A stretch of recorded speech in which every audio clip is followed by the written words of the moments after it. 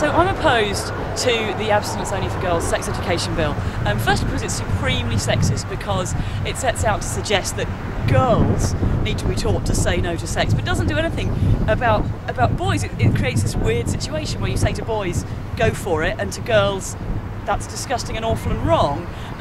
Which, I mean, it raises a whole generation of sort of frustrated teenage boys and lesbians. It doesn't, only 10% of the boys are likely to be gay. It doesn't really seem to have solved, to even be sort of thought through. It's just overtly sexist, and it plays into this idea that there's something shameful about women having sexual desires and sexual urges and having sex if they want to.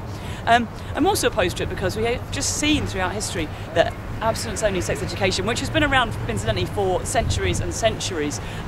Churches around the world have taught it. There are still parts of the world where, you know, adulteresses are stoned.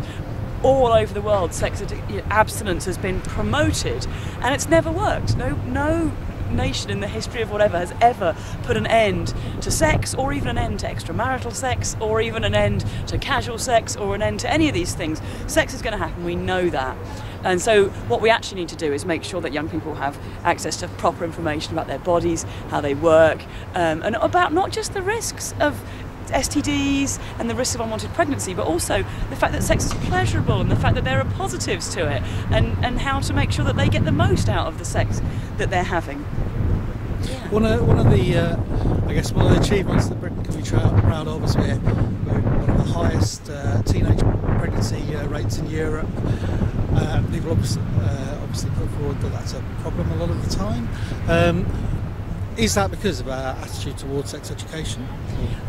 Well, I don't think so. What I think is that the places, I mean, there's a bunch of things. First of all, in order to cut, and it's difficult to say cut the teenage pregnancy rate, because I think there's a number of issues there. First of all, we've got to make sure that young people understand how their bodies work. I think that's a fundamental human right. I think that we need to make sure that young people have access to the information that they need, and also have access to contraception if they want it, have access to somebody they can talk to if they're uncomfortable talking to their parents.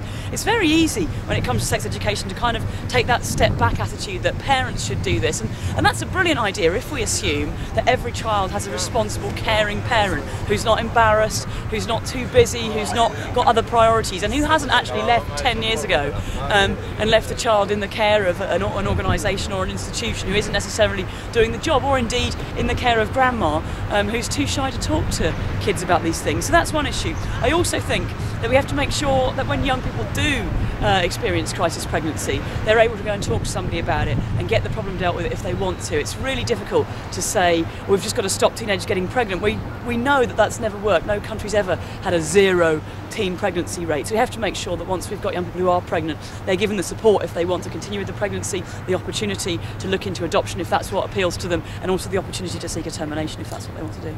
During moving the bill in the first reading, Dorries said that sexual liberation in the 60s damaged society. Do you agree with her on that? No, I don't, not at all. I find it really bizarre. It seems to, I guess it comes out of a religious point of view, this idea that sex is somehow innately bad, and that sex, even when practiced safely and responsibly and you know, honestly among fully consenting adults who know exactly what they're doing and are fully into exactly what they're doing, is necessarily awful and terrible. But in fact, that's absolutely not true. In actual fact, a healthy sex life that respects the people you're having sex with and is careful and safe is a very fulfilling and important part of most people's lives. So we've just heard that the bill has been withdrawn. Yes. Today. Does that mean it's all over, that we can relax now? Well, certainly, hopefully that means that this part of the bill is all over.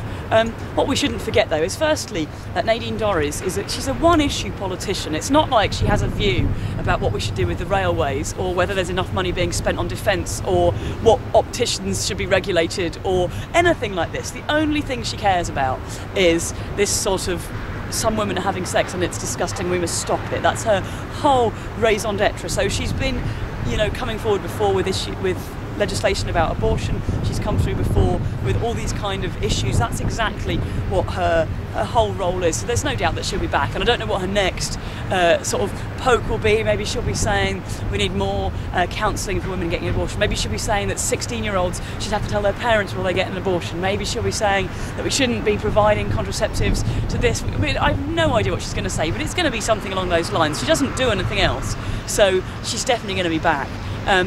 Now, one of the things I was saying at the rally, that it isn't just about Dorries though, that she's kind of the most outrageous tip of a much larger iceberg. Yeah, I think that's absolutely true, and I think that behind this there's actually a much broader sort of morality battle going on, in that we've got faith schools on the rise, lots more, and the new academies have the opportunity to opt out of all sex education if they want. But when this government first came in, we were about to make sex education compulsory from 5 right through to 16. It was going to be a part of the curriculum for everybody, and you weren't going to be allowed to opt out of it. And that was one of the first things they drew a line through and scrapped all that. Schools were ready for it, everybody was ready for it, and it got completely binned. It seems like it's a part of a wider thing though as well, which is about I guess this sort of thing of that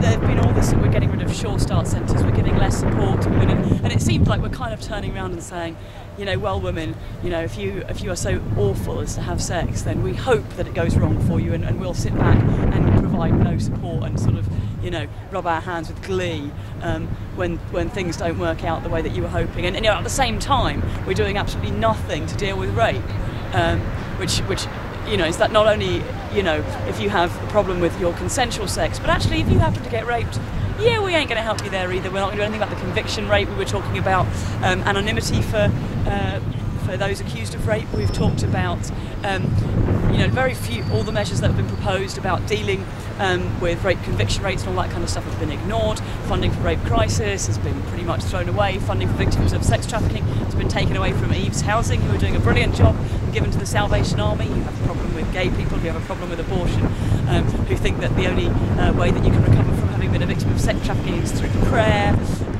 It does seem like, much as we still think we're a secular society, in actual fact a lot of religious morality is being kind of brought in through the back door. And yes, Nadine Dorries is a figurehead for that, but she's not the only one. I think it's quite likely at the next election she won't be back, but that doesn't mean that these issues are gone forever. It's part of a raft of stuff that's going on, and I hope we can all work together to end it. That's great. Thanks for your time. Thank you.